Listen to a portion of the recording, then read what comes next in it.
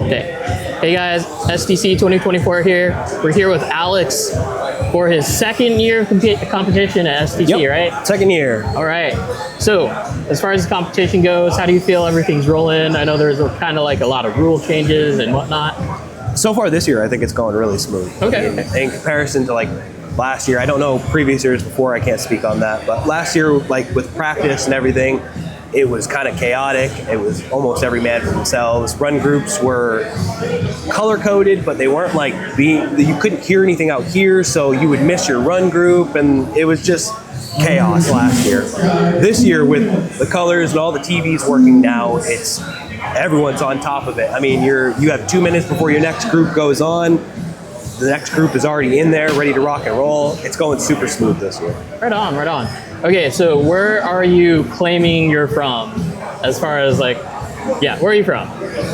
Oregon. I know that. They don't know that. From Oregon, yeah. Yep. Oregon, PDX is my home track.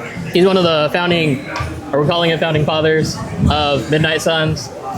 I guess we can call it that. Yeah. One of the original founders of it. It started out as a group of 3 guys. It was myself, Lance, and Neil, and then we picked up Jake and Chris. Cole. And the original 5 was okay. Jake, Cole, Neil, myself, and Lance. And it actually started out as a something to do in between crawler competitions. We were really into the crawler scene, and crawler comps take so long before runs, so we needed something to do in between, and then that kind of pulled the rest of the guys into it. We started hosting our outdoor tracks under the Midnight Suns name, and then the Albany track happened, Yep. and Casey from Northwest hosted us there, and yeah. I guess you could say we kind of like started the next generation of drift in Oregon, because there was no rear-wheel drive at the time. Well, no active rear-wheel drive drivers at the time in Oregon. So I was still there. Yes. So tell us a little bit about what you're driving. Yeah, so I've been stuck on GRKs for a little while here. Last year, I ended up competing here at finals with an MC2 conversion for my GS2 Evo. And then this year, Lance went and designed a custom kind of one-off conversion kit for the GS2 Evo, which basically sets it up to be a direct drive front end, which is fantastic. I love the way direct drive feels. The car feels a lot better as far as front end grip. If you're familiar with the GS2 Evo, that stock slide rack is kind of hard to tune. Yep. I struggled with it for a long time. Matter of fact, last year when I comped with the MC2, Lance and I took that slide rack and flipped it upside down so we could get better acroman and better toe adjustment out of the whole thing. And it did pretty well. Do we know if this steering rack is available, like on the website or via Lance? So right now, or are we still under testing? We're out of testing. Okay. This is no longer in the test phase. This is a complete product by him. Unfortunately, the GRK conversion doesn't have enough traction for him to produce it like he has produced the YD2 platforms and his Shark platform, etc. If there's enough support for it, though, he will make another batch of these, and they'll be around his normal pricing for all of his conversion kits. Okay. So let's keep on going. What's the electronics package on your car? Yeah, so I'm running an AccuVans setup. I actually switched from Yokomo back to AccuVans. I like how smooth it is. It's not as punchy. I feel like I have better control over the car in general. Of course, I'm running an AccuVans motor to pair with that, 10.5. No high torque. I'm actually running the stock rotor inside of it. I know, it's especially on this track. It's fine. Like, people like different things. Oh, you got the Vittorio mod. It's a feel. Exactly.